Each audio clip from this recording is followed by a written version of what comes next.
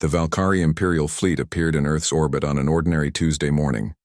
Huge ships darkened the sky as they positioned themselves above every major city on the planet. People looked up in fear and wonder as shadows fell across their homes.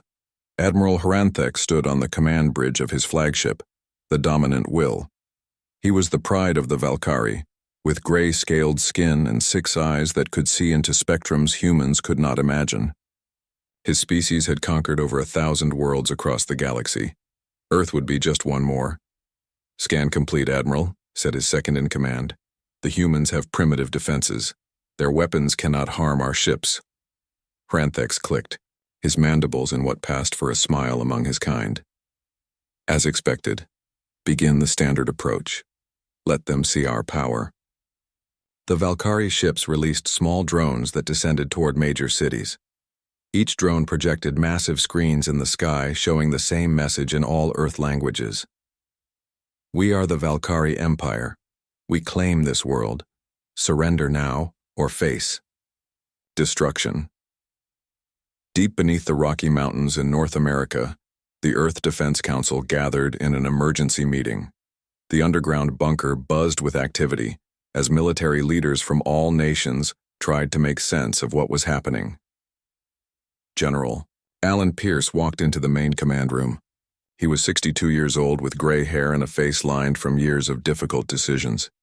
He had fought in wars on Earth but never imagined he would face aliens. "What's our status?" he asked. Susan Miller, the communications director, looked up from her screens. She was in her 40s with short brown hair and steady hands despite the crisis. "The aliens are broadcasting on all frequencies. They call themselves the Valkyrie. They want an answer within 3 hours." "And our defenses?" Pierce asked, though he already suspected the answer.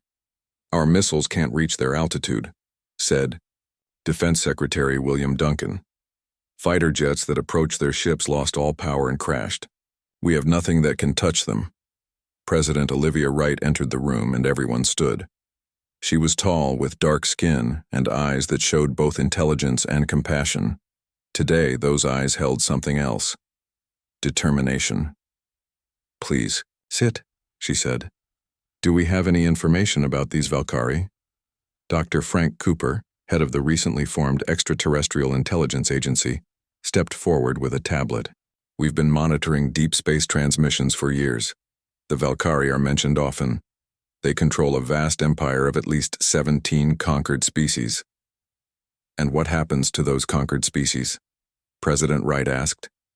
"They become workers, soldiers, or resource providers," Dr. Cooper replied. "The Valkyrie strip planets of valuable materials and use the local population as labor. Those who resist are eliminated." The room fell silent as everyone considered this information. "So, our options are slavery or death," General Pierce said finally. "There might be a third option," said Dr. Cooper. "Protocol Scorched Earth." President Wright's eyes widened slightly. "That was never meant to be used." Protocol Scorched Earth had been developed in secret 20 years ago when scientists first detected signals indicating the Valkyrie Empire was expanding toward Earth's solar system. It was considered too extreme to ever implement, but they had continued development just in case. "Bring up the models," President Wright ordered. A holographic display appeared in the center of the table. It showed Earth, then demonstrated what would happen if Protocol Scorched Earth was activated. The planet's surface began to change, turning from blue and green to brown and gray. "The protocol uses modified terraforming technology," explained Dr. Cooper. "It would make Earth's surface uninhabitable to any life form, including us. The atmosphere would become toxic. The soil would no longer support plants. The oceans would acidify." "But why would we destroy our own planet?" asked Susan Miller. "Because we can survive it," replied Dr. Cooper. "The underground habitats we've been building can support millions of people until the surface can be restored. The Valkyrie want Earth for its resources. If those resources become poisonous to them, they have no reason to stay." "And what about the billions who can't fit in the habitats?" asked Secretary Duncan. No one answered immediately. The weight of such a decision filled the room. Above them, the Valkyrie grew impatient. A single ship lowered itself into the atmosphere, heading toward the United Nations building in New York. It was time to accept Earth's surrender. "We need to decide now," said General Pierce. "Every minute we wait, more people will die when they attack." President Wright stood and walked to the window that showed a digital view of the surface above. In the distance, she could see one of the Valkyrie ships hovering over Denver. "We've sent evacuation orders to as many people as possible," she said quietly. "The habitats can hold more than we initially planned. Not everyone, but more than we hoped." She turned back to the council. "My ancestors faced a similar choice when invaders came to their lands. Some chose to surrender, hoping for mercy. Others fought until the end. Neither group found peace." "And what will we choose?" asked Susan Miller. "We will choose a third path," President Wright said. "We will deny the Valkyrie what they want most: our world, our resources, our people." She placed her hand on the authorization panel. "Initiate Protocol Scorched Earth. Priority Alpha. Authorization Wright 773 Delta." The system requested confirmation from two other officials. General Pierce placed his hand next to hers without hesitation. After a moment's pause, Dr. Cooper added his. "Protocol Scorched Earth initiated," announced the system. "Phase 1 beginning in 5 minutes. Throughout the planet, in hidden facilities buried deep in mountains, beneath oceans and under deserts, machines that had waited for decades hummed to life. The most sophisticated terraforming technology ever created, prepared to make Earth uninhabitable. In New York, the Valkyrie ambassador Zeltor stepped from his ship onto the grounds of the United Nations. He was met by a small human delegation, led by Dr. Paul Bennett, Earth's foremost expert in theoretical alien languages. "Your species has one opportunity to surrender with dignity," Zeltor announced through a translation device. "Resistance is—" "We understand completely," Dr. Bennett interrupted.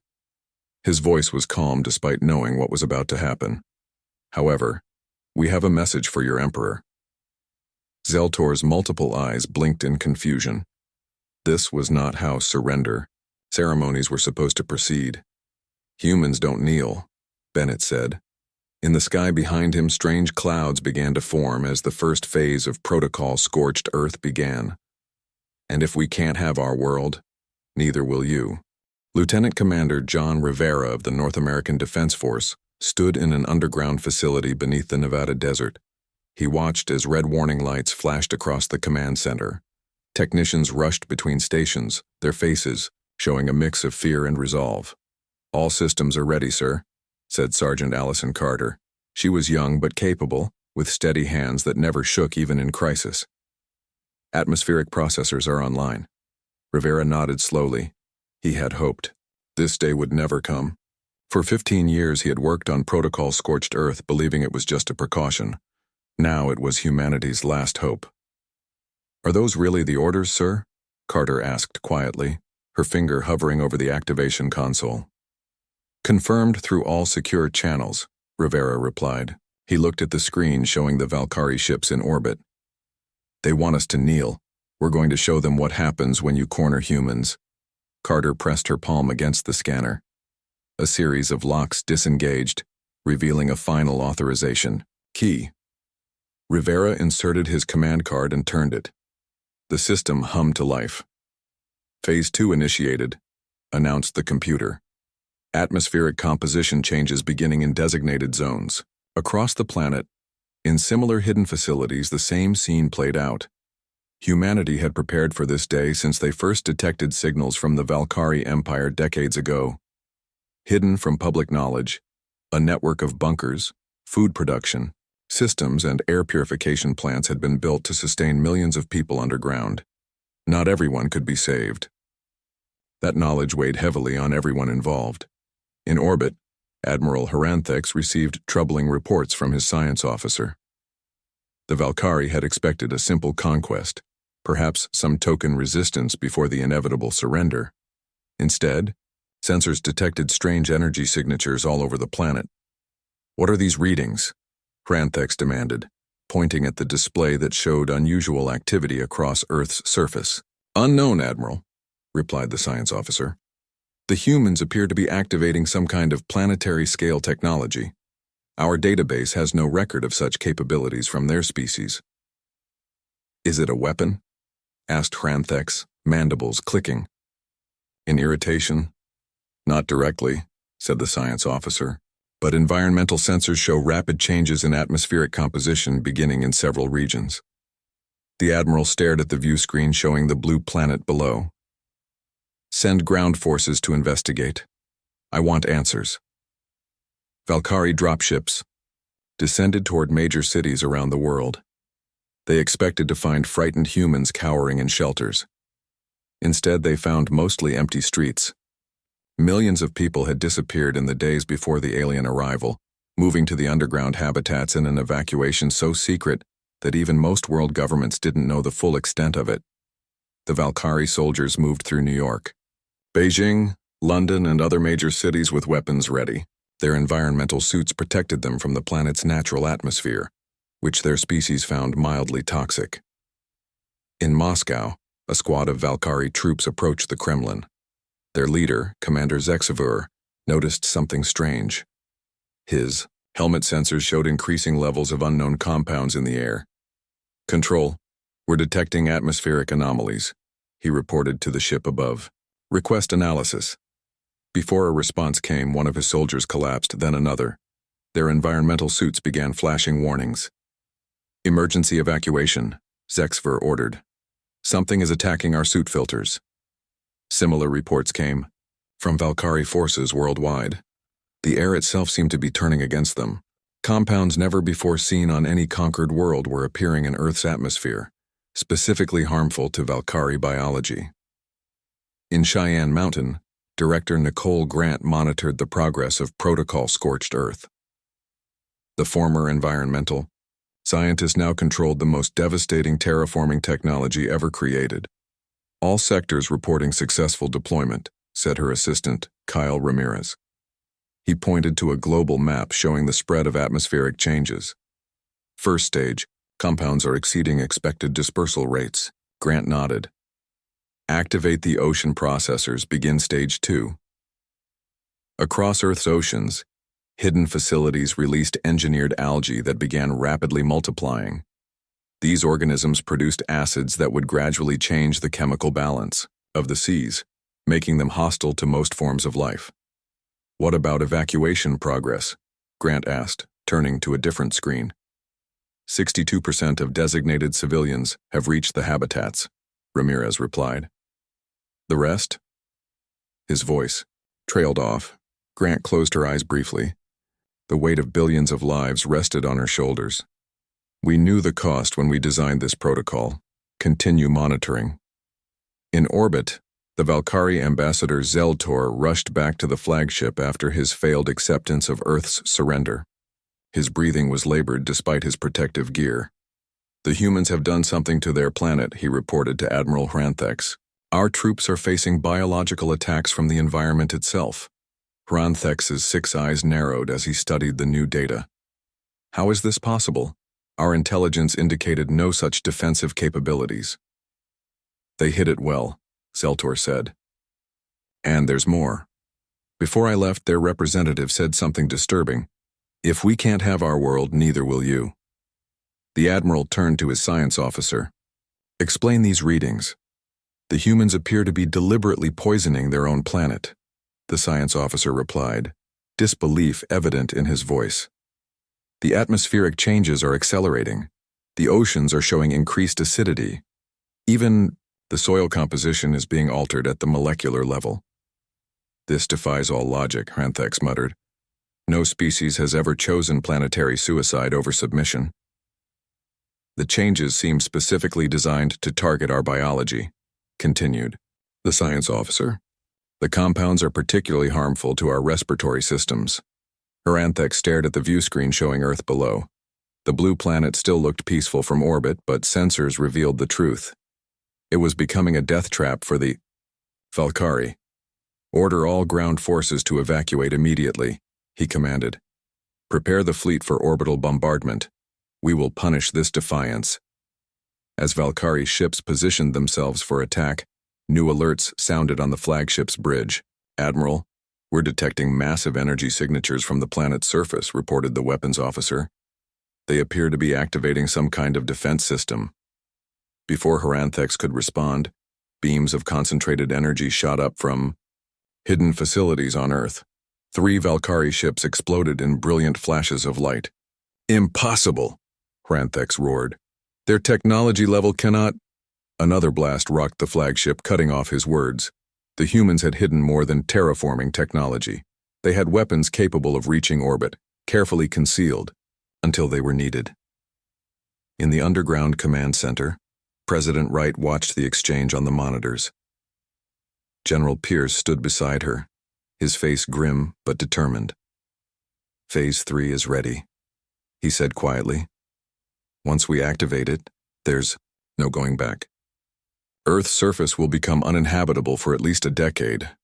President Wright looked at the images of Valkyrie ships above their world. Some were already retreating to a higher orbit, beyond the range of Earth's hidden weapons. "They still don't understand," she said.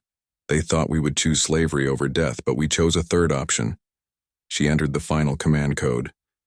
"Activate Phase 3. Phase 3 of Protocol."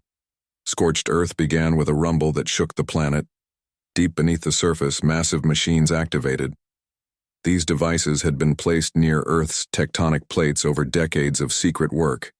Now they pulsed with energy, sending controlled vibrations through the planet's crust. From orbit, the Valkyrie watched in stunned silence as hundreds of volcanoes erupted simultaneously. Ash clouds spread across the sky, blocking sunlight and dropping temperatures worldwide. The planet that had been mostly blue and green just days ago was now covered with expanding gray clouds. On the flagship Dominant Will, Admiral Haranthex could not believe what he was seeing. His entire career had been built on conquering worlds for the Empire.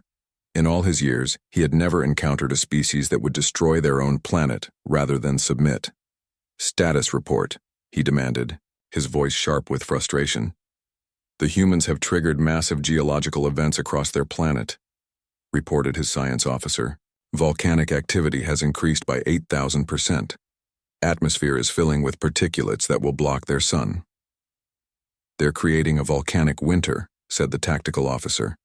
"Surface temperatures will drop dramatically. Plant life will die. The entire ecosystem will collapse." Haranthex's mandibles clicked rapidly, a sign of extreme agitation in his species. "Where are the humans? Scans show their cities emptying." "Unknown, Admiral," replied the science officer. "We detect movement underground, but our sensors cannot penetrate their deeper shelters. They appear to have built extensive subterranean habitats." The Admiral stared at the view screen. The beautiful blue world was transforming before his eyes, becoming a gray, lifeless sphere. The Empire wanted Earth for its resources and its strategic position. Now those resources were being poisoned and the planet itself was becoming hostile to life. They must be stopped, Haranthex decided. "Prepare orbital bombardment. Target their underground facilities." "Admiral," interrupted the science officer, "our scans cannot locate most of their facilities, and the atmospheric changes are accelerating. Our ships cannot remain in low orbit much longer without risk to systems." In the command center beneath Cheyenne Mountain, Director Nicole Grant watched as Phase 3 unfolded. The screen showed spreading ash clouds and rapid changes in surface conditions. Earth was sacrificing its surface to ensure humanity's survival. "Ocean, acidification at 60% and rising," reported Kyle Ramirez. "Atmospheric toxins have reached lethal levels in all target areas. The Valkyrie ships are pulling back to higher orbit." Grant nodded grimly. "How many people reached the habitats?" "Final count shows 78% of designated population successfully evacuated," Ramirez answered. His voice was heavy with the knowledge that billions had been left behind. Grant closed her eyes briefly. The largest evacuation in human history had saved millions, but the cost was still unimaginable. "Director," called out a technician, "we're detecting energy signatures from the Valkyrie fleet.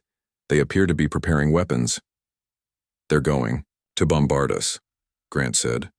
"Activate the shield network." Throughout the planet's atmosphere, hidden satellites moved into position.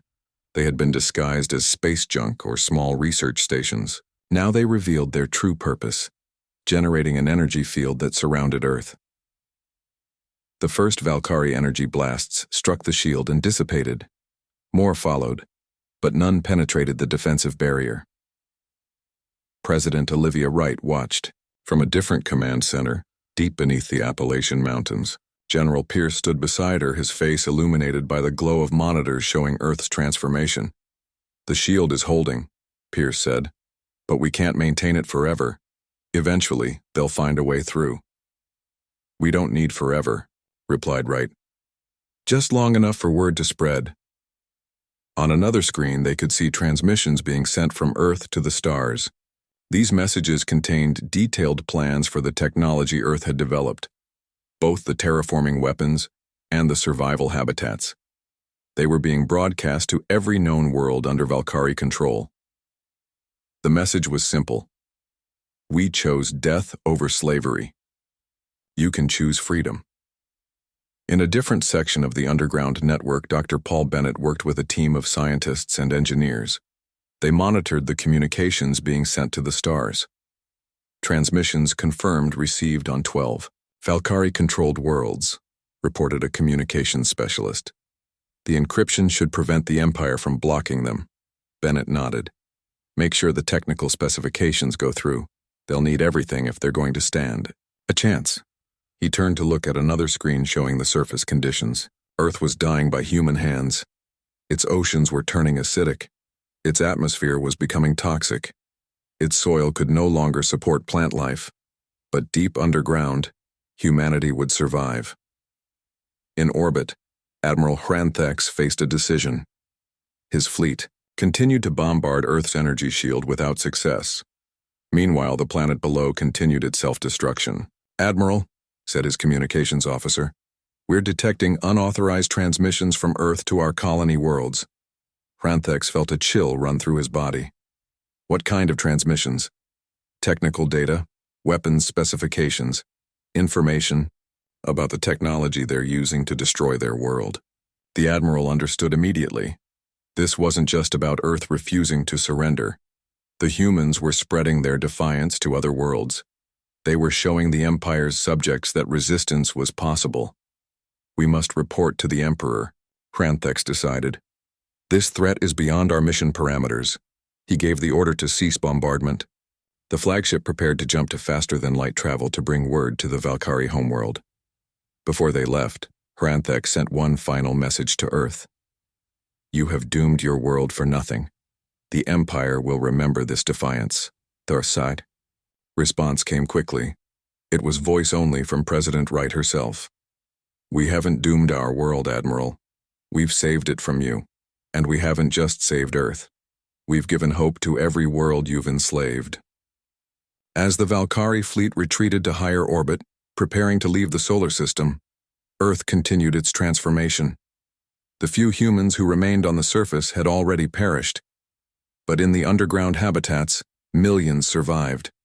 In a vast chamber beneath the former Great Lakes region, thousands of people gathered. They watched on large screens as the Valkyrie ships departed. A cheer went up from the crowd, but it quickly faded. The victory had come at a terrible cost. General Pierce addressed them from a small platform. "Today we have shown the galaxy that humans do not surrender. We do not kneel before tyrants. We have paid an unimaginable price for our freedom." He paused, looking at the faces before him. Many were crying.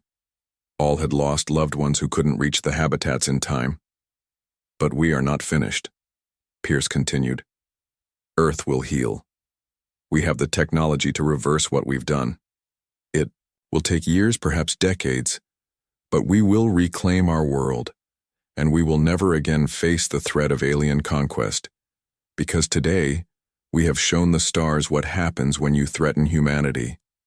Deep in the command center, President Wright received word that the Valkyrie fleet had left the solar system. She turned to Dr. Bennett, who had joined her. "Send the second transmission," she ordered. "To all the worlds." Bennett nodded and entered the command. A new message spread from Earth to the stars.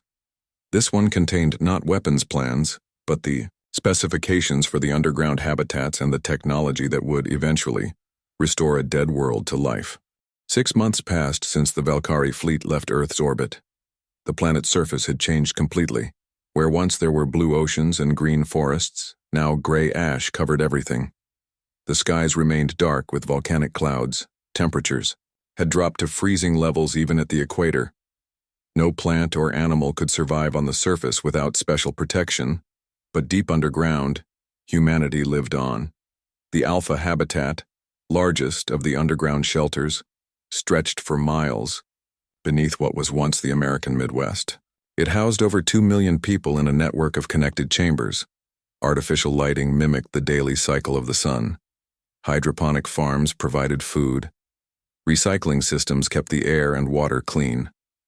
In a small apartment within Alpha Habitat, Lieutenant Commander John Rivera sat with his wife, Laura. They watched their daughter, Elena, play with toys on the floor. The 5-year-old had adjusted to underground life more easily than many adults. "Any news from the surface team?" Laura asked. She worked in communications but had different access than her husband. Rivera nodded. "The toxin levels are starting to drop in some areas. Slower than we hoped, but it's happening. The shield network is still holding." Every week, specially equipped teams went to the surface in protective suits. They took measurements and adjusted the machines that would, eventually, restore Earth to life. It was dangerous work. The atmosphere remained poisonous, and radiation levels were high from the breakdown of certain compounds released during Phase 3. "How long until we can go outside again?" Laura asked. It was a question everyone asked, though they all knew the answer. "Years," Rivera replied softly. "Maybe a decade. The scientists say some areas might be habitable sooner, with special breathing equipment." In another section of Alpha Habitat, Director Nicole Grant met with the Restoration Committee. Large screens showed data from surface monitoring stations around the world. "Ocean acidity has decreased by 2%, reported Dr. Sam Wilson, head of Marine Systems. "The engineered bacteria are consuming the compounds as planned, but it's slow work. The atmospheric processors are working at full capacity," added Dr. Helen Jones, who managed air quality. "We've seen a 5% reduction in toxic particulates.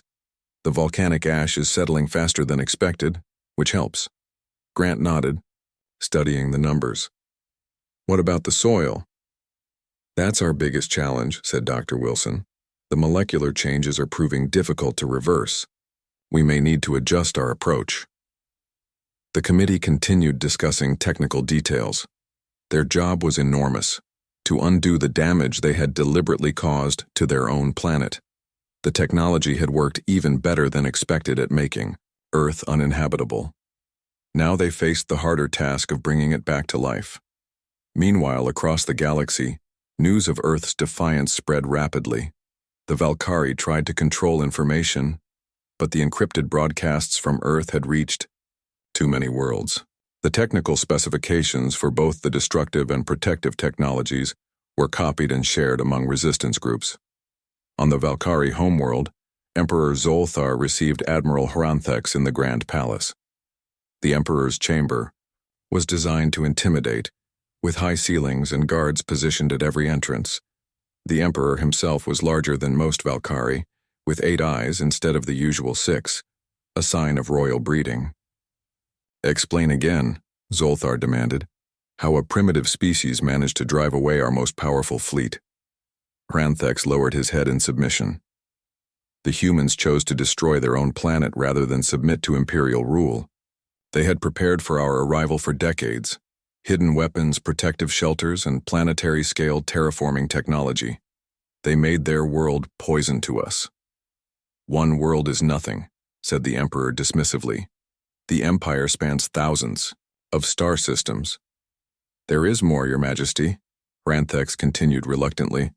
"The humans transmitted their technology to our subject worlds. We've already detected unusual activity on Kelnar and Vox Prime. The conquered species there appear to be building similar devices." The Emperor's mandibles clicked rapidly, a sign of extreme anger among their kind. "Impossible. The punishment for such rebellion is extinction. The humans have shown them that they can choose death on their own terms," Hranthex explained. They would rather destroy their worlds than allow us to control them. The Emperor rose from his throne. Send the 9th Fleet to Kelnar. Make an example of them. Destroy the entire planet.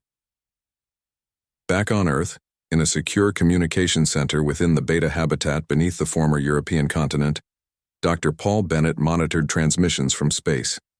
His team had established contact with resistance movements on 7 Valkyrie-controlled worlds. The Kelnar resistance has completed their atmospheric processors, reported Ana Diaz, one of Bennett's assistants. They say the Valkyrie have sent additional troops to their world. Bennett nodded grimly. Send them the shield specifications. They'll need protection when the Empire realizes what they're doing. Is it right? Asked Diaz quietly. Helping them to destroy their worlds too? We're not just sending the destruction plans, Bennett replied. We're sending everything, the habitat designs, the restoration technology. We're giving them a choice the Empire never offered. He pointed to another screen showing a message from the Vox Prime Resistance. They're already building underground shelters. They understand what we did. We didn't choose death over slavery. We chose temporary sacrifice for long-term freedom. In the command center of Alpha Habitat, President Wright met with General Pierce and other military leaders. Reports from their deep space monitoring posts showed increased Valkyrie fleet movements. They're moving against Kelnar, said Pierce, pointing to a tactical display. It seems our message has inspired at least one world to follow our example. Do they have time to implement the protocols? Asked President Wright. Based on their communications, they've already begun, replied Pierce. But the Valkyrie are responding more quickly than they did with us. They now understand the threat. Wright considered this information. We need to help them prepare the defense satellites for launch. During the 6 months since the Valkyrie left, Earth scientists and engineers had continued working. New satellites waited in underground hangars, ready to be launched into space. These were not shields or weapons for Earth, but a different kind of technology. The communication amplifiers are ready, confirmed the science advisor.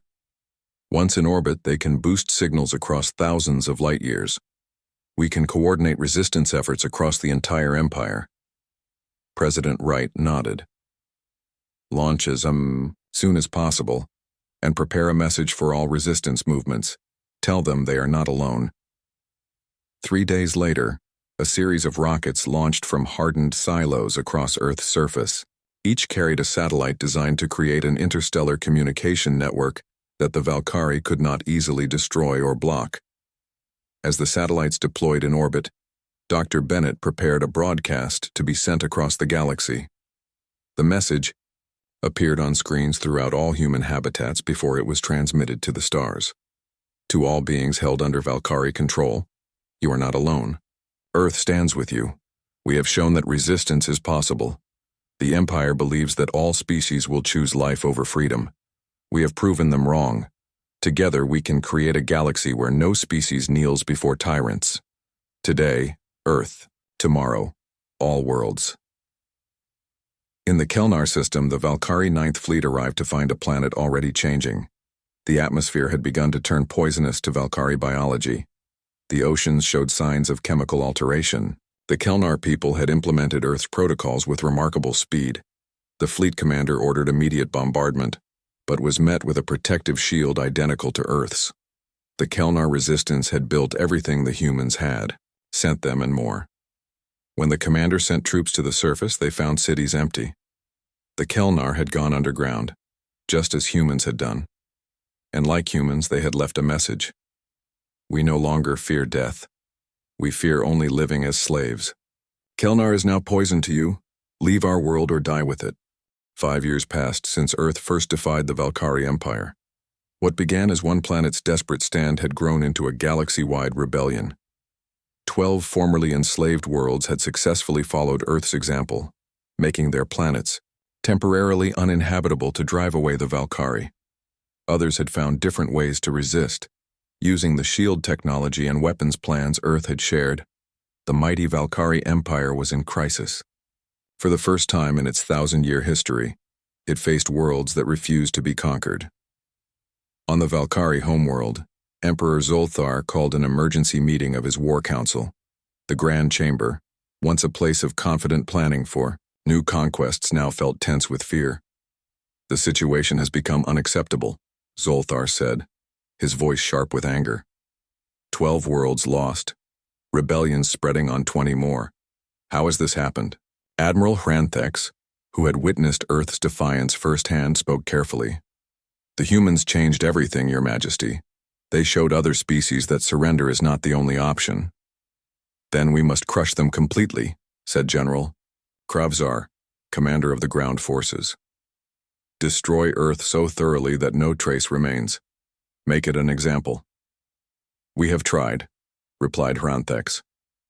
3 fleet attacks in 5 years. Each time their shield technology has improved. Their communication, satellites remain beyond our reach, coordinating resistance across the galaxy.